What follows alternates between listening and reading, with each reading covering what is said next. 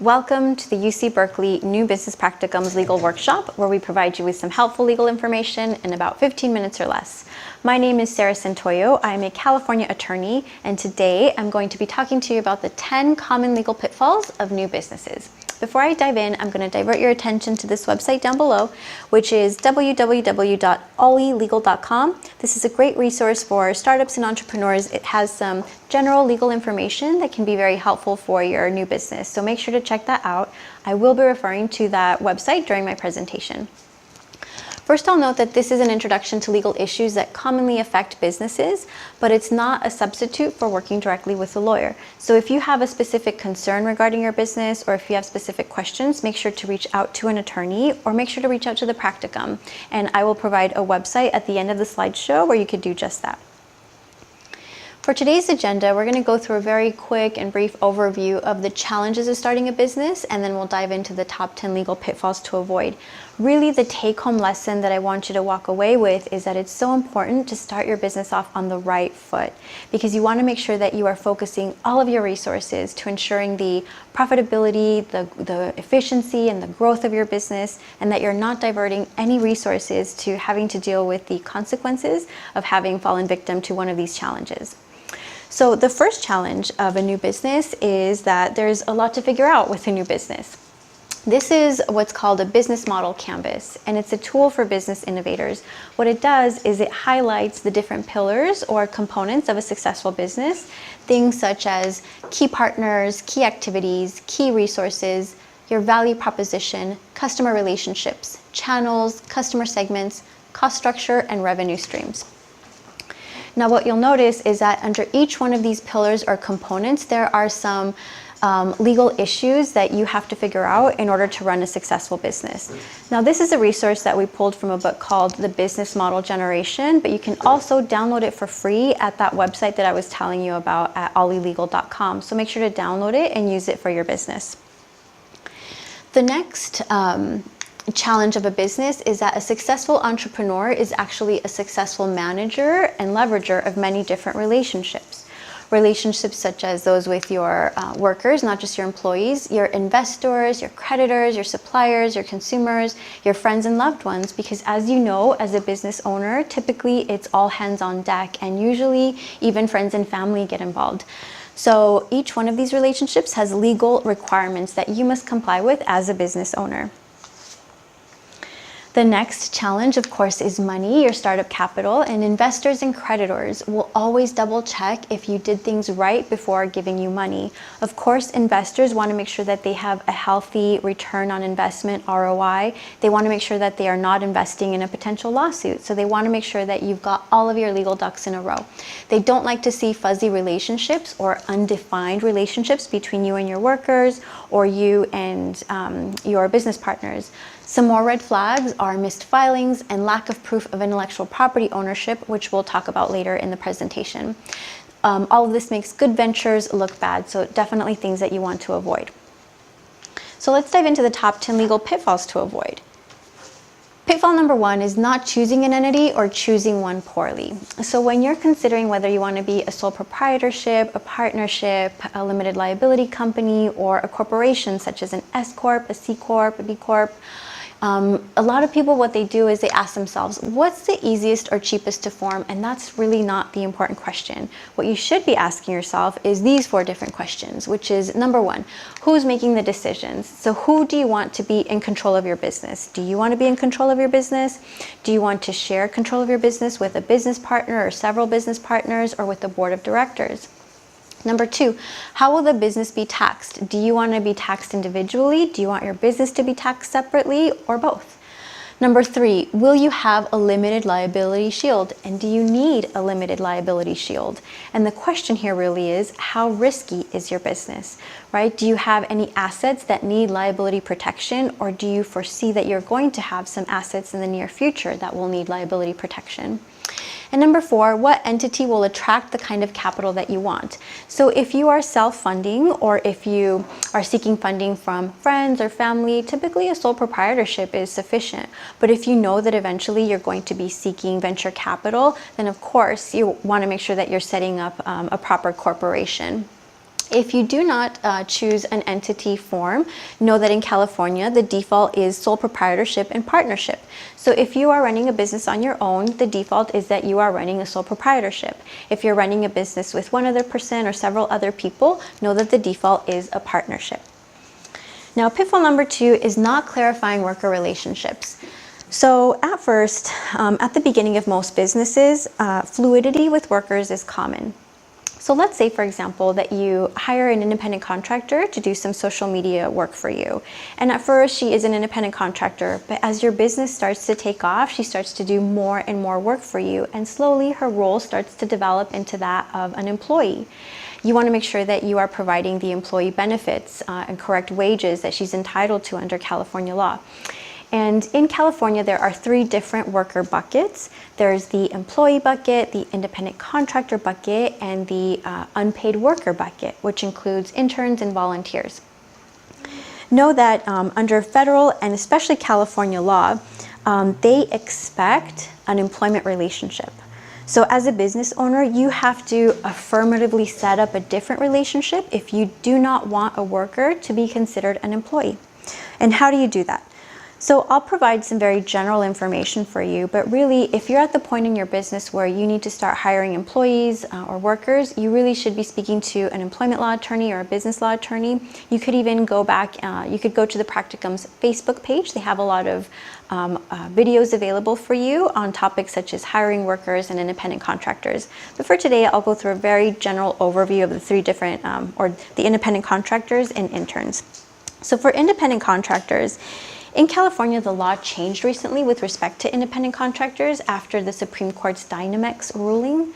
So the new law in California is that generally you cannot use independent contractors to provide the core services of your business. And number 2 is you cannot have control over the way that the independent contractor performs his or her work. And number 3 is that they really need to have their own independent business, and you cannot really be the only source of their business. Now for interns, under both federal and California law, the intern must be the primary beneficiary of the intern relationship. It's called the primary beneficiary test. And what this means is that the benefit that the intern receives from the internship, whether that be in the form of skills and training and professional development, that outweighs the benefit that the company is receiving from the internship. So really, interns should not be replacing employees. And volunteers are not allowed for for-profit companies. They are only allowed for nonprofits and only in certain situations. So what's so bad about misclassifying employees or workers? What happens is that if a disgruntled worker files a complaint against your business or files a lawsuit against your business, you could open up your business to a government audit and potential fines. You could also open up your business to a lawsuit in a court of law, meaning that you might be liable for back wages or maybe some possible other damages that stem from the misclassification. So really, it's an expensive situation where many financial, time, and human resources are diverted from your business. So the best approach, of course, is a preventative one where you decide from the beginning how you want to classify your workers. So pitfall number 3 is not protecting your intellectual property.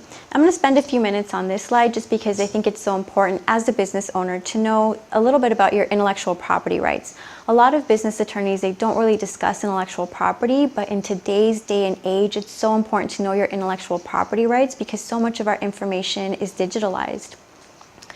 So there are 4 different forms to protect intellectual property. The first one is trade secrets. Now, trade secrets are information that only you know, such as maybe a client list or a special recipe. It's what gives your business that competitive edge. Now, for a trade secret, you don't necessarily need to do a formal filing in order to protect a trade secret. What you do need to do is take reasonable steps to protect that secret. So for example, you're keeping that secret in a locked filing cabinet, you're telling your employees that it is confidential information, or when you hire workers, you're having them sign a non-disclosure agreement or an NDA. So that's trade secrets. Copyrights protect the content of creative works such as books, screenplays, musics, or drawings. Now, copyright protection actually attaches automatically. Once you put your idea into a tangible form, you automatically have copyright protection. However, if you want to enforce that copyright in a lawsuit, let's say somebody is using your copyrighted material without your permission, you have to file with the United States Copyright Office to obtain that federal protection. So it's a good idea to file as soon as you can. Now, licenses are often used to enable others to use your copyrighted material. So that's how you can give another person permission to use your material, is through a license that you grant them. The next one is patents. So to protect a product or process with a unique design or utility, you need a patent. They're public documents that expire after typically about 7 to 10 years, and a patent application is a complex and typically expensive process. For a patent application, you will have to reach out to a patent attorney to ask for his or her help. And the last one is trademarks. Now, trademarks actually protect the marketing or the branding aspects of your business, such as your name, your logo, or certain designs associated with your business. The goal of a trademark really is not to protect your business per se, rather it's to protect the consumers from confusion. Okay, and a trademark must be filed with the United States Patent and Trademark Office to obtain that federal protection. However, even if you don't file, you do have trademark protection if you're using, let's say, your name in commerce. You do have some trademark protection locally or regionally within your geographic area, but it is a good idea just to go ahead and file with the USPTO. So that's a quick overview of intellectual property. Pitfall number 4 is not checking the ownership of intellectual property used. So if the creator of intellectual property was working for someone else at the time that they created that intellectual property, there's a good chance that that intellectual property does not belong to them. So I'm going to give you a quick example. Let's say that you hire a draftsperson to draft some blueprints for the design of your new home. And this draftsperson is working for an architectural firm at the same time that she's doing your plans. Let's say she decides to use her architectural firm's software and computer to draft these blueprints. Once she turns in those blueprints to you, the intellectual property rights for those blueprints actually belong to her architectural firm. They do not belong to you and they do not belong to her. Why? Because the default rule is that if intellectual property creator is an employee, it's the employer that owns the intellectual property. The second default rule is if an intellectual property creator is an independent contractor, usually the contractor owns the intellectual property unless changed by a written agreement. So let me give you another example. Let's say, for example, that for the grand opening of your business, you decide to hire an independent contractor for the marketing of your grand opening. So let's say you hire this independent contractor and she creates a flyer and a brochure for you for your grand opening. She turns in the material to you, but you don't have a written contract or a written agreement with her. Let's say you want to use the same material for a different event. In order to use that same material for a different event, you would actually have to ask the permission of the independent contractor because the intellectual property rights to that material belong to her, not to you, since you didn't have a written agreement. If you want to have the intellectual property rights of any material that independent contractors create for you, you need to make sure that you're entering into a written agreement that specifies that. If the source is Creative Commons, check the terms of use. Pitfall number 5 is not being careful with equity. Now, equity is a complex and highly regulated area. This is where you sell part of your business as an investment interest to someone else. And really the most important takeaway here is that they should only be used if granted in writing and all filings are completed, including state and federal. Pitfall number 6 is not following corporate formalities. Now, this is a very common one. A corporate form offers liability protection as long as a business is actually operating as a corporation, so an entity separate from yourself. So what's important to do is to issue stock to shareholders, follow the procedures set forth in your bylaws, convene board meetings and take diligent minutes during your meetings. Get the board's input for major decisions. Now, honestly, this is a lot of work, and so it might seem a little bit cumbersome for some people. If that's the case for you, in the alternative, you could choose a limited liability company form if you want more flexibility. What's great about the LLC is that it provides that liability protection, but you don't necessarily have to follow the corporate formalities. What you do have to do is just follow the LLC operating agreement, which you compile at the beginning of your entity formation. So pitfall number 7 is not anticipating changes in the business.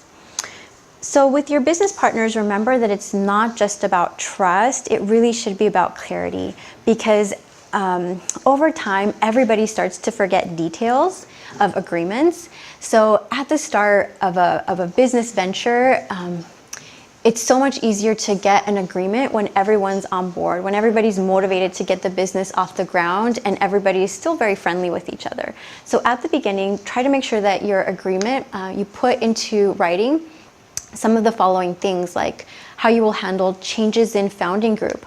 What if somebody else wants to participate in the business or somebody wants to leave? Changes in business activities. What if initially you and a group of partners decide that you want to do a general contracting business, but then you realize that you want to specialize and become a subcontractor? How will you handle that? Need for additional founder contributions. What if you end up needing more capital than initially thought? Dissolution. How are you going to handle a dissolution? What's going to be your exit strategy? Disputes. How are you going to handle those? Are you going to go to mediation and arbitration? And if so, in which county? Or are you going to go straight to court?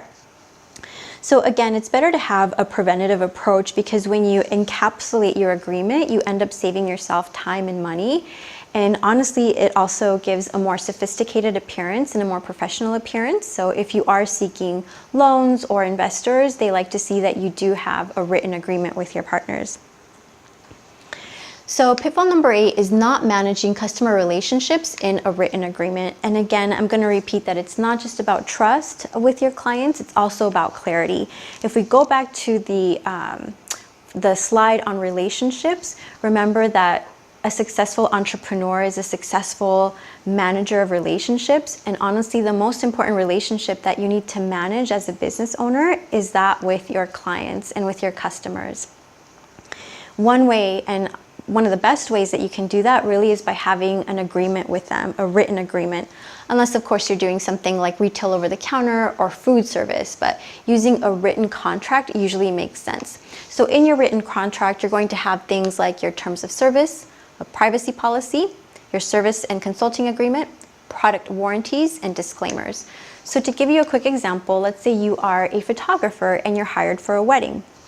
So your agreement will have things like your terms of service, your service and consulting agreement will have things like whether you're going to take just pictures or if you're going to do a video, and how many pictures you're going to take or how long the video is going to be, and who is the owner of the intellectual property rights of those images. Or a privacy policy, how are you going to protect your client's private information? Or disclaimers, for example, what's going to happen if there is like a hailstorm and you can't make it to the wedding on time to take the pictures? Or what if your client is dissatisfied with the images? What are you going to do in those situations? So you can see how all of these issues can cause major problems with clients. And if you sort of prevent these from the beginning, you can see how that will make the difference between having very positive client relationships and client experiences. Well, you'll have positive reviews and repeat clientele with word of mouth referrals, versus having terrible client experiences and having terrible reviews and possibly burning bridges. So pitfall number 9 is not managing relationships with key suppliers and business partners in a written agreement. So you'll see that there's a theme of written agreements. So as a business owner, you really want to try to have really try to ensure that you have your written agreements with all of these relationships that we talked about at the beginning. For example, you could do a memorandum of understanding between companies. You could do a consulting or services agreement with contractors. And of course, always plan on things going sideways, because in business, typically something pops up or may go wrong, right? So examples include, what's going to happen if supplies come in late or they never show up? Are you going to have the right to cover with a different supplier? And if so, do you have a right to reimbursement? Or with partners, are you going to need a confidentiality and intellectual property assignment? So for example, if you partner up with a buddy and you guys decide to open up a restaurant, and a few months into running your business, he decides that he no longer wants to be in the restaurant business, how are you going to ensure that he doesn't take those recipes and share them with a competitor? So written agreements are very important with key suppliers and business partners. Legal pitfall number 10 is not getting legal help from the start. And it is true that lawyers are expensive, anywhere from $300 to $500 an hour, depending on their area of expertise or the types of services that they are providing. And it is also true that lawyers can be risk averse, and that's because lawyers are trained to see all the possible issues that could pop up that might derail your business, and we have to share those with you, so that could be pretty scary. But the truth is that attorneys help you steer past the common pitfalls that can cost you money, time, and customers, all the pitfalls that we discussed. And I'm definitely all for trying to do as much footwork and self-education before you contact an attorney, so that you can be self-educated, and so that you can try to minimize your cost exposure. But once you reach certain milestones in your business, or if you have a specific concern for your business, definitely reach out to an attorney. They can definitely be an ally for your business. Because whether your dream is to have a local operation of 1 to 3 employees, or eventually you want to have an international corporation with hundreds of employees, you want to make sure that your business has the best possible chance of success, whatever success means to you. And we wish you a lot of success. Thank you for joining me today during this presentation. If you have any questions about the presentation or any other questions, feel free to reach out to us at the UC Berkeley New Business Practicum. The website is www.law.berkeley.edu/new-business-practicum. We look forward to hearing you. We're here to help. Thank you.